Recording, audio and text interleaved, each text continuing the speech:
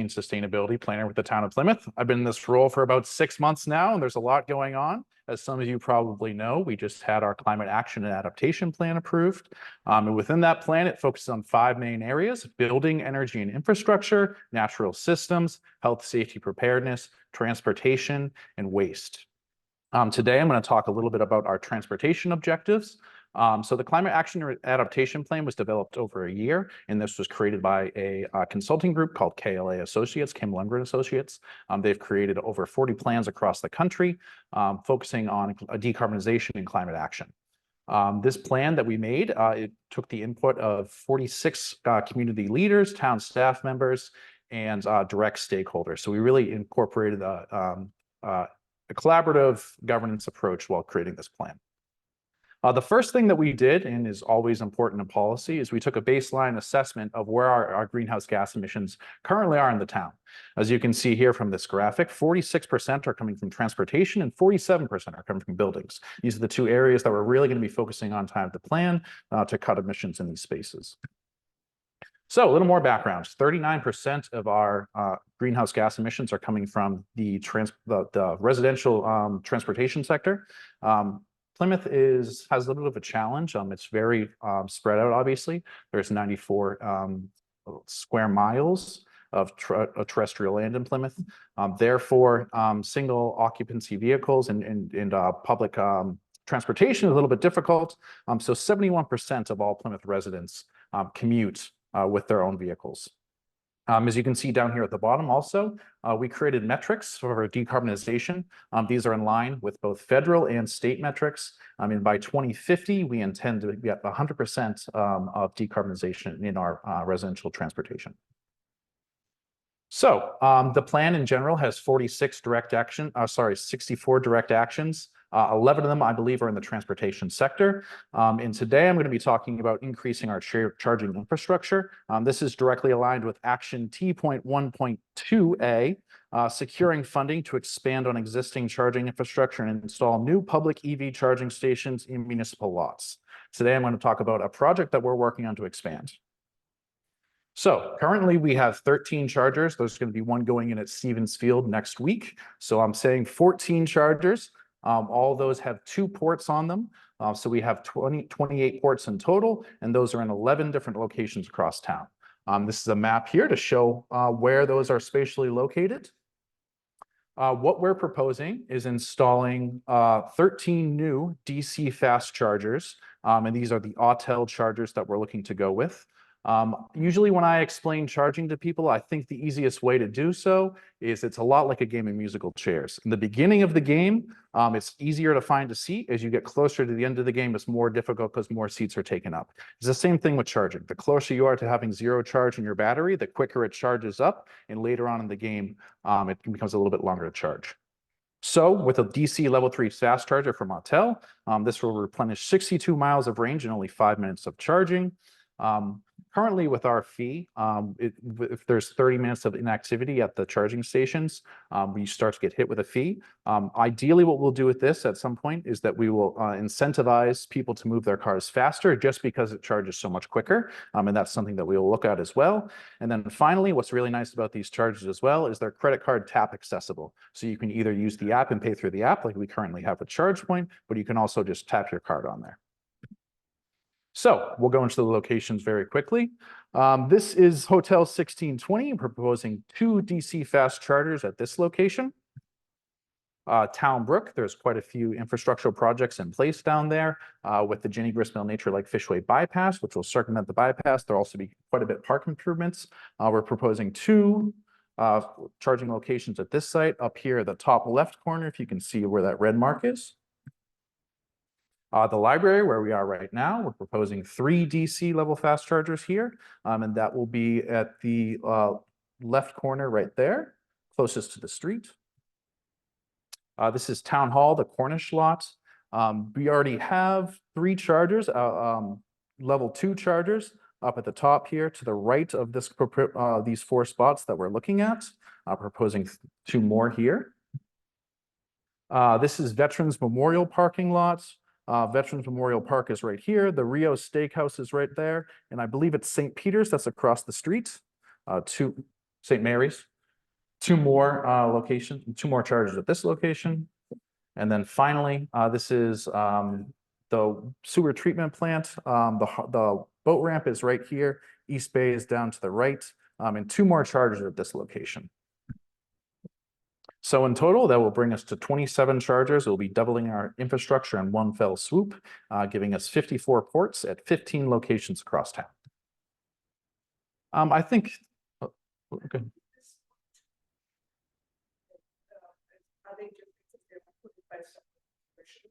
Correct. Those are privately owned. Yep. So we do have a public charger down at Manamet at the library, but that's the only one that we operate down there.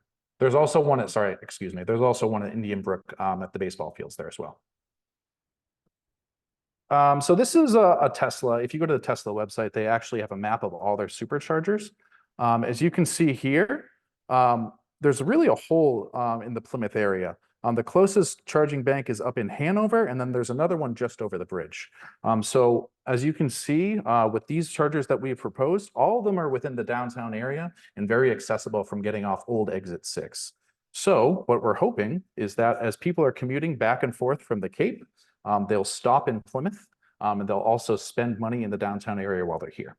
So the benefits to this project that we're proposing is reducing anxiety and fear around EV charging, reducing residential emissions by offering more opportunities for residents to purchase EVs and charge those vehicles, bring potential consumers into the downtown area, and finally, encourage interactions between local businesses and consumers. And then finally, we'll get into the funding aspect.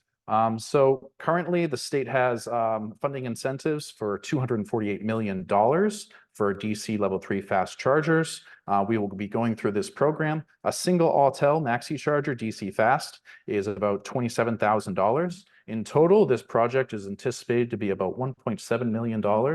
And through the incentives that are in place, we expect that this will be at zero cost to the town to as much as 10% of the cost of the town, which would come out to $170,000. So in total, there will be quite a bit of benefit to Plymouth and the residents at a very low cost to our taxpayers. And I'm happy to answer any questions if anyone has it.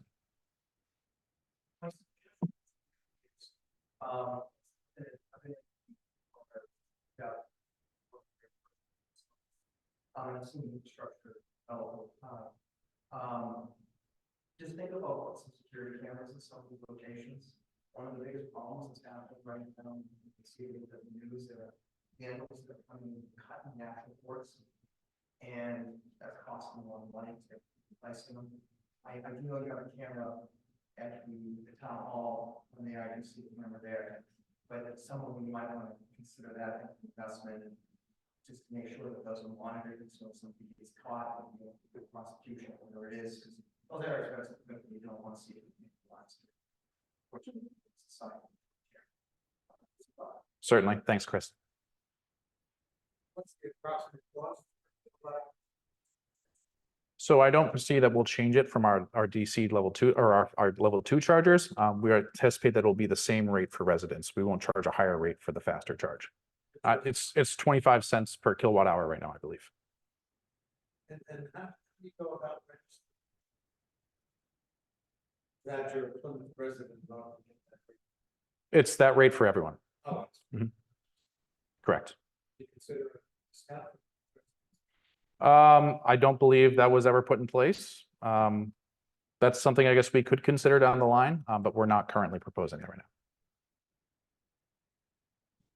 There been any discussion about fair share amendment on meters tax, any of that tax may be collected being allocated towards electric charging ports across the state? Not in the discussions that I've been having, but something was. Was there any talk, or do we know of the fair share amendment, the millionaire's tax, any of that money being collected going towards charging stations across the state? No, I believe this funding has come down through the IRA, and there's quite a bit of money through NEVI, which is part of the IRA as well. But the federal money is going to the states, and the states distributing it for charging for the most part. Great, thank you.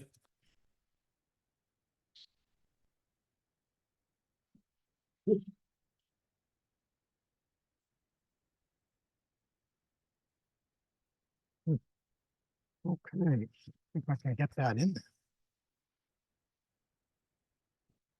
Ta-da. Thanks, Mike. I was remiss in my introduction. I forgot to mention the New England Electric Auto Association, which is here today. A lot of their members are here. Their cars are here. They were also very instrumental in making this happen. So I apologize, John. It was great to see all those vehicles out there. So moving on to Larry. Larry is the executive director of Green Energy Consumers Alliance, a 41-year-old nonprofit based in Boston and Providence. He is serving Massachusetts and Rhode Island. The organization's mission is to harness the power of consumers and communities to speed the transition to net zero. It fulfills its mission by offering consumers several programs that they can tap into and by lobbying for clean energy policies at the state level. Larry has been executive director for energy policies at the state, executive director for 23 years. He lives in Quincy, Mass, where he was a city councilor for 8 years and holds a master's degree in economic policy. So I'll turn this device over to you. Give you better luck.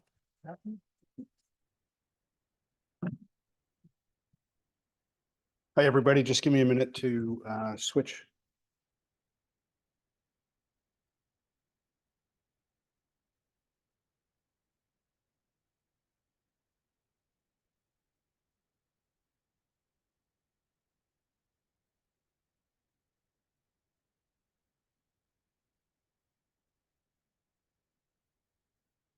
There we go. You can see that now.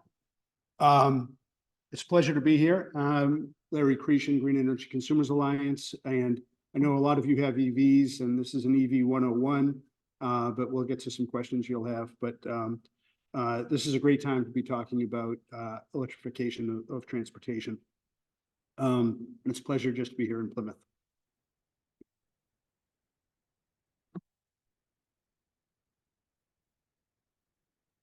Trying to advance here.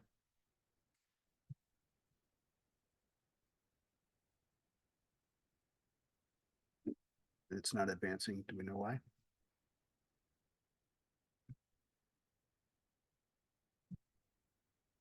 There.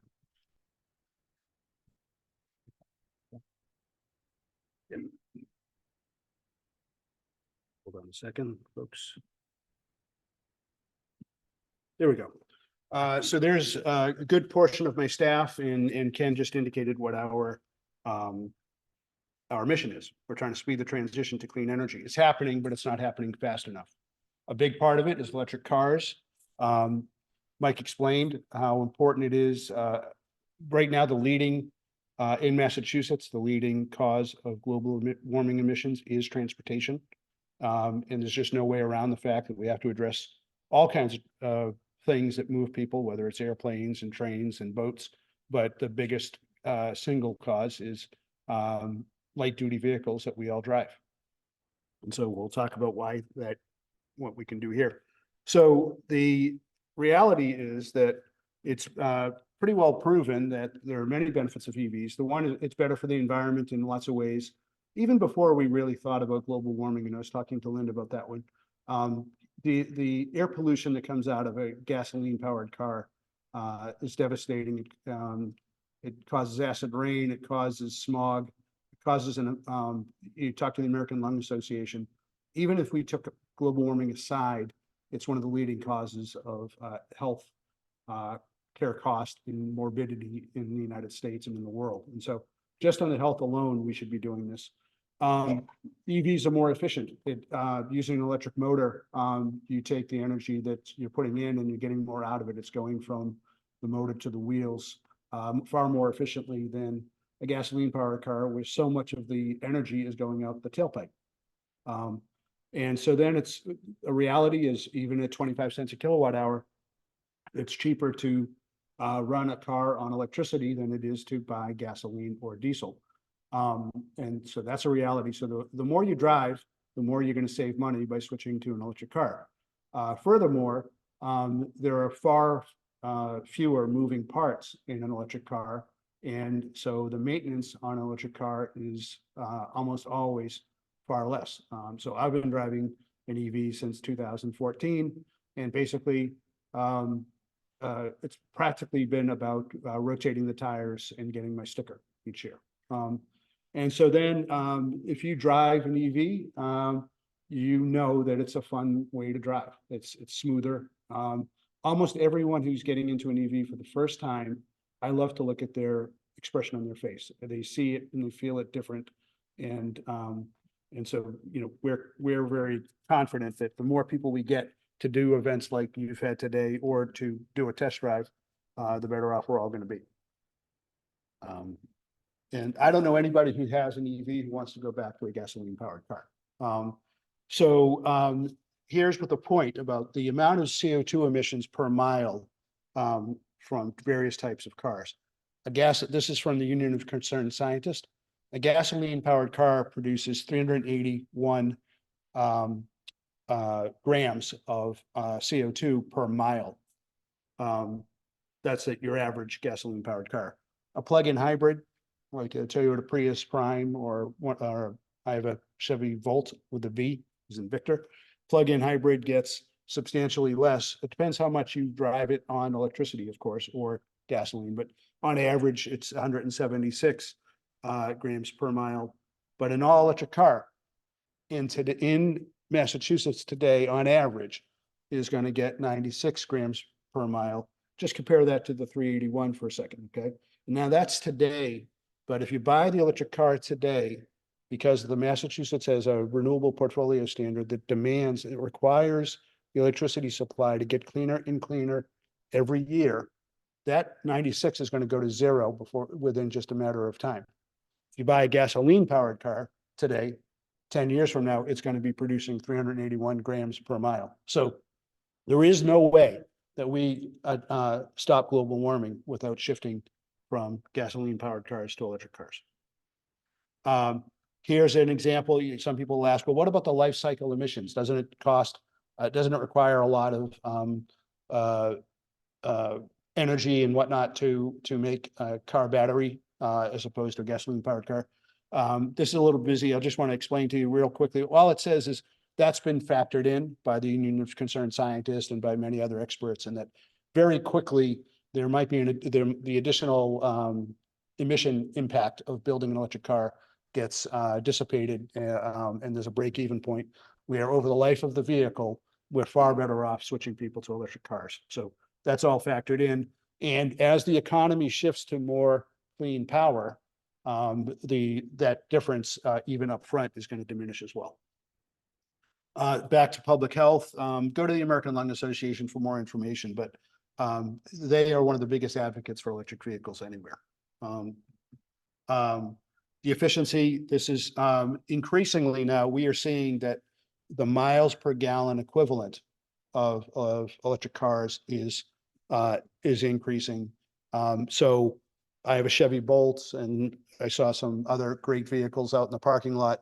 You know, we're getting over the equivalent of 100 miles per gallon on what we're putting in. So there is no way, I've said this before, you can't meet our climate goals with a hybrid gasoline powered car. It's impossible. They're never going to get that kind of efficiency. And that's why we need to make the shift. Fuel cost, here are some examples of, these are some of the highest cost. Rates are coming down a bit from where they were right after Russia invaded Ukraine, but there's been savings all over the place in Massachusetts with going to electric vehicles. And in Plymouth, you've got municipal aggregation, just like we do in Quincy. You're going to be paying a bit less than the average consumer in Massachusetts that does not have aggregation. So there really isn't an economic argument against buying an electric car anymore. I've already discussed a little bit. You can go to Consumer Reports, you can go to other sources, but they have looked this over, and you know, there's even a feature that I got excited about the first minute I got into my first electric car, which is regenerative braking, which is I like to go drive as many miles or hours as I can without touching the brake, because you can actually take your foot off the accelerator. It'll slow the car down. You can even stop it, and that's getting better and better. So what does that do? It actually when you do that, it actually puts a little bit more juice back into the battery. And so it's kind of fun. Sometimes you see what your range is, and then if you start using the regenerative braking, the range can increase for a little while. But the other aspect of that is if you're not tapping the brake, you're going to make the brakes last longer. So there's a double benefit there. Fun to drive. I've already covered that. If you're going to drive, and I'm not a car nut, actually, I'm here because this is about global warming. This is about trying to save the planet, but it is nice to drive an electric car compared to a gasoline powered car. And that's universal among people that I know. Talking about range and charging, the range of the electric cars is just increasing all the time. And so if you've got it in your head that, you've heard about, a car only getting 200 miles on a full charge, that's kind of old news. So, my Bolt gets about 259 miles on a charge. I'm going to be buying a Chevy Equinox EV. The range is going to be 319 miles on a full charge. And I love my Bolt. We're going to keep it. But it has one of the slower fast chargers that in existence. In 30 minutes, I can get 90 miles on a charge. Now my car is a 2019 Bolt. The 2024, 2025 cars are charging much faster. And at the level 3 that Mike's putting in, you're going to be getting far more miles in the first 10 minutes or the first half hour. So the Equinox I'm going to be buying gets so many more, charges so much faster on a road trip. But I'll come to questions in a minute. But the point is, 99% of my miles I am charging at home. And so but the range is increasing. And that's good news. We just want to dispel what's called range anxiety. That is old news. We really encourage you. And because this is kind of inspiring to see the planning Plymouth's putting into the infrastructure. You got a good plan there, Mike, but the other people are doing it around the state. They're doing it around the region. And so you can go places. I go to a little pond in the middle of Maine, and it's fairly easy to find the charging stations to get there. So just want to say these things are getting better all the time at a more rapid rate than you probably might appreciate. This little graph is showing the different kinds of charging hookups. Level 1 is the 110 volts that you would get out of your house. And you can do that. It depends how many miles a day you're going to drive. I was saying I stay at a place on Cape Cod, and I just roll, I plug in from the outlet out the window of the house, of the cottage. And that works fine because I'm not going too far when I get to the Cape. But at home, and many of us who have a all-electric car, you want to get what's called a level 2 charging station. It charges significantly faster. And I can go with my Bolt. If it hardly ever am I at 0 on miles of range left, but if I were, I could be fully charged by the next morning with my level 2 charging. Now, another form, take a much big jump. It's called DC fast charging, or level 3, as some people call it, and both ideas work. So this kind of understates it. It says 90 miles in 30 minutes. That's the minimum. That's what my Chevy Bolt does. But the newer cars are much faster charging, and most folks are now using there was 2 kinds. We probably have to change this slide. Most cars are now either with Tesla or the J1772 combo. That works. This thing called CHAdeMO is being phased out. That was where Tesla was. Nissan Leaf was. So those things exist. I hardly ever use that. As you can see, the J1772 on the left side looks very close to this 1772 combo. So most cars will allow you to use level 2, level 1, level 2, or level 3.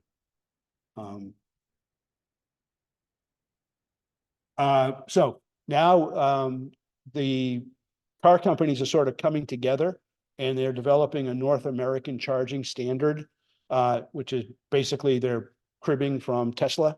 And that's going to be good. And that's going to be used for all three levels of charging. Eventually, it's not quite there, but that means that anybody who's got a Chevy or a Hyundai or something else, they'll be able, or Ford, they'll be able to use the Tesla supercharging network. That's just another thing that's going to make road trips a whole lot easier. But I don't like being dependent upon anybody, just one company, one person. So that is why it's good that we've got non-Tesla charging stations being built all over the place. So if you've probably seen, the Tesla network is very impressive. That's probably one of the big reasons a lot of people jump to Tesla first. But now we've got, even though we're using their standard, now it'll be just more decentralized. There'll be more of all kinds. Here's a map showing of Western Massachusetts and Eastern Massachusetts. And then, Mike showed a map. These are public and private stations. I have an app and most people do. It's called PlugShare. But there are other apps that will show you the way to find charging stations as you go. So basically you punch in your destination. I want to go to this little pond in Maine, and it's going to show me all the charging stations from my house to that place in Maine. They're going to show you the rating. It's crowdsourced. People are going to say that it's a 10 out of 10, meaning it works all the time and it's lovely and you can get a sandwich while you're charging. It's got all this information. Or it's going to say it's 2 out of 10 and people say it sucks, it's not working, and it's not well lit. All that's good information and that improves things. And so you can use that and you can find your way around generally.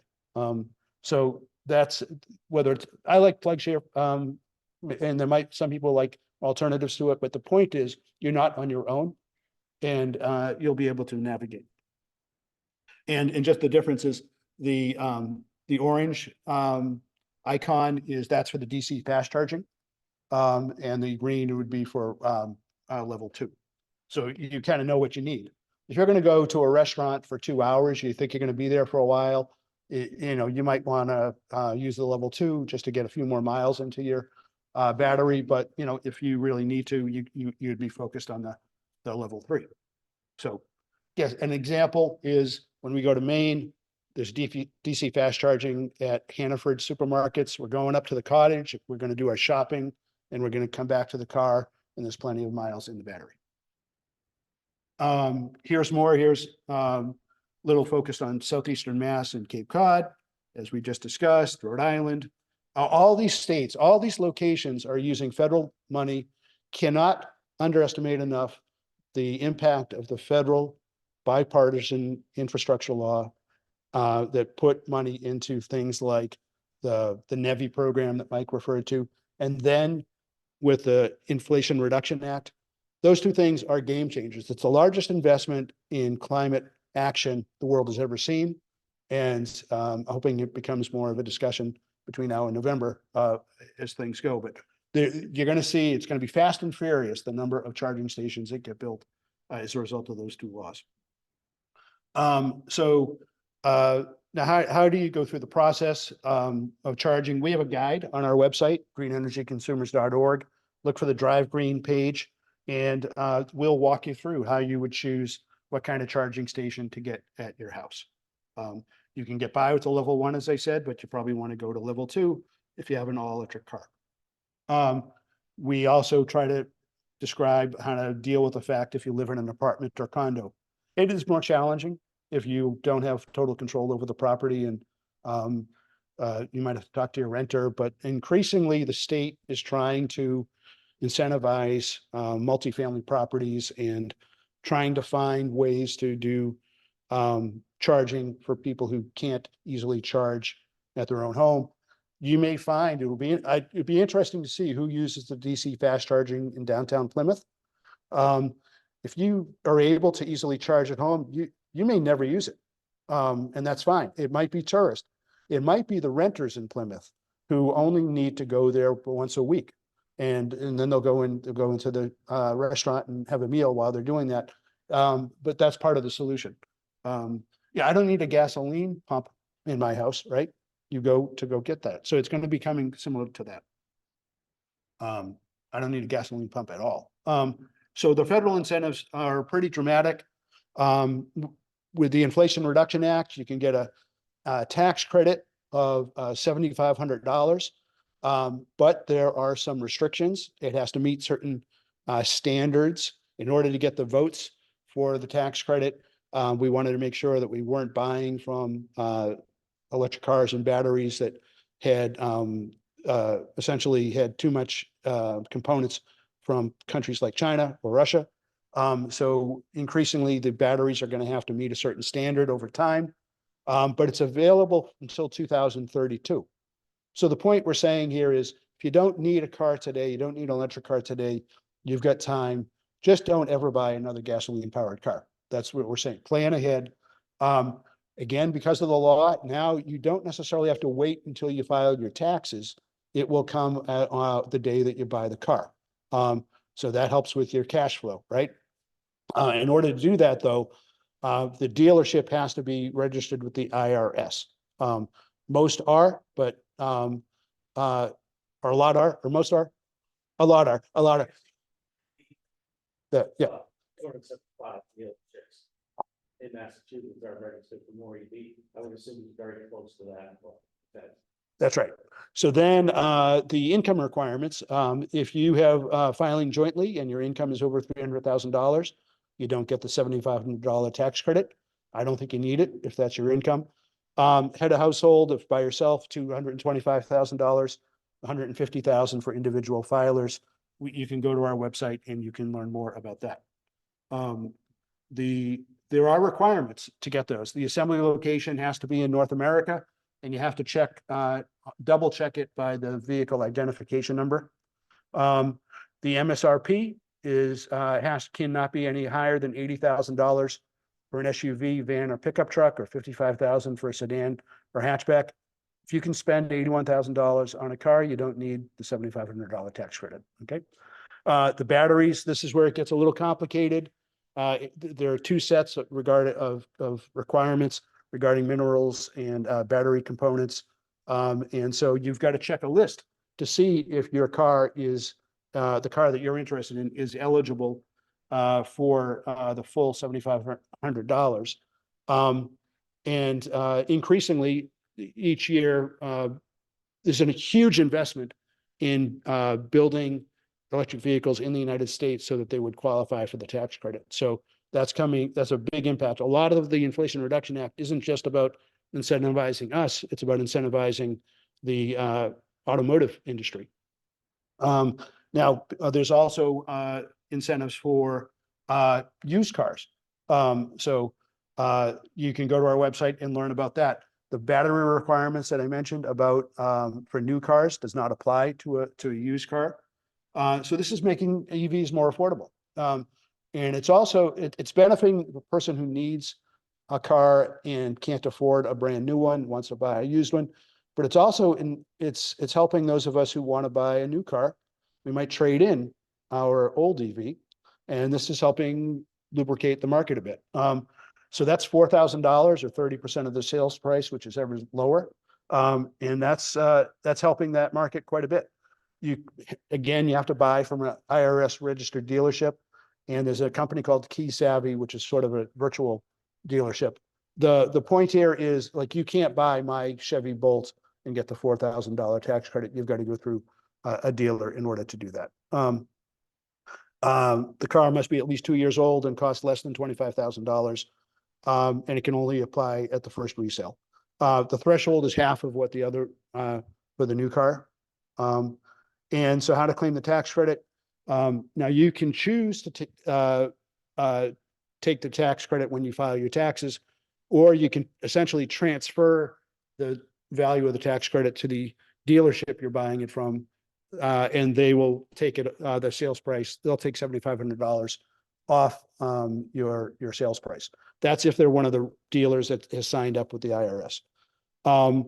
And you could receive the cash, apply it to the down payment, or apply credit towards the cost of the EV.